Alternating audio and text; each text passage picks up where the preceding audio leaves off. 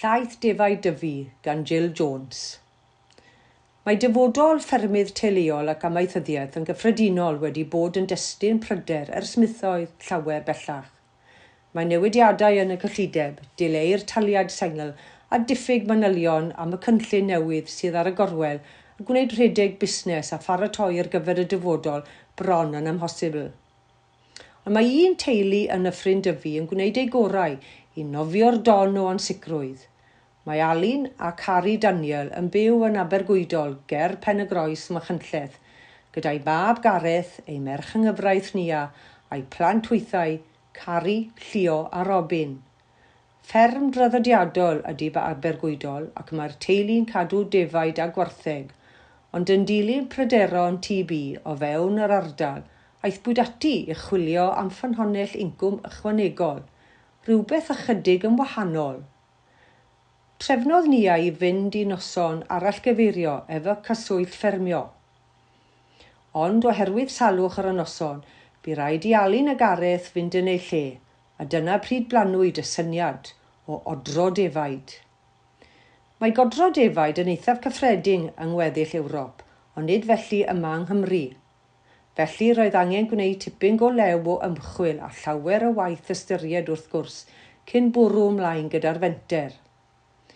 Gan ei bod yn camu faes hollol newydd i bawb, gwydda'r teulu y byddai'n rhaid dysgu trwy brofiad i raddau helaeth iawn. Ond wrth bwyso a mesur y manteision a'r anfanteision, roedd y teulu gyd yn teimlo'n reit obeithiol. Y cam cyntaf oedd prynu stoc, a gyda help cyswllt ffermio, daethpwyd o hyd i ffermwr yn ardal Hwlffordd, gyda 36 o ddefaid blwydd East Frisian, i werthu. Yna cyswlltwyd â Caws Aberdyfi a mynd i weld eu system nhw ynghyd â'r uned gweld caws a darganfod ei bod yn awyddus i brynu ei llaeth.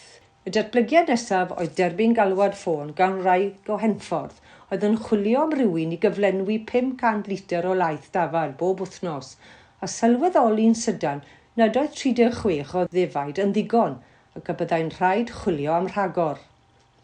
Yn ffodus iawn roedd y wraig o Henffordd yn gwybod am barlwr Godro Geifr Segr yn Llanfair y Miallt, ac ar ôl ychydig o fargeinio ac addasu tipyn ar y sied, llwyddwyd i osod y parlwr ar gyfer 24 o ddefaid yn ei lle a chodi lleithdi bach yn y gornel.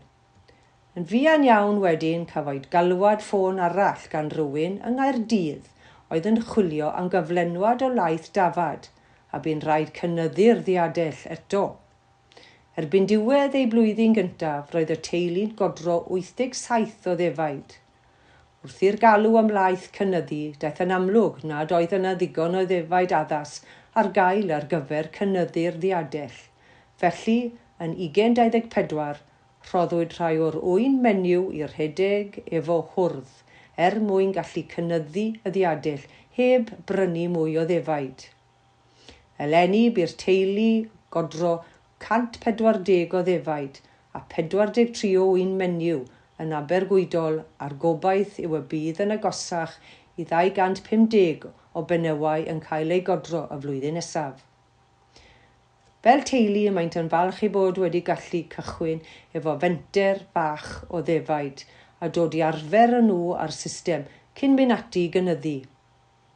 Erbyn heddiw mae'r llaeth hefennog ac yn hyrchur yn Abergwydol yn cael ei ddefnyddio gan y wraig yn Henffordd a gan broseswyr ledled Cymru, gan gynnwys enwau cyfarwydd fel Caws Teifi a Caws Cynarth ac caiff ei ddefnyddio i greu pob math o gynnyrch fel iogwrt, halwmi, caws meddal a chaws caled. Mae'n debyg bod llaeth dafad yn haws ei dreulio na llaeth buwch. Mae'r teulu'n falch i bod wedi mentro. Mae'r ffaith ei bod yn gwerthu'n uniongyrchol i sawl cwsmer yn gwneud iddyn nhw deimlo'n fwy diogel na phetaent yn dibynnol ar un prynwr. Ymddengys bod digon o alw am laeth dafad ar hyn o bryd ac y gall fod digon o gyfle i ddatblygu'r busnes i'r dyfodol os bydd angen. Be ddaw i Godro Defaid yn y blynyddoedd nesaf? Mae yng Nghymru pwy a wyr, medd Nia, ond ar hyn o bryd mae'r fenter newydd yma yn Abergwydol yn ein siwtio ni.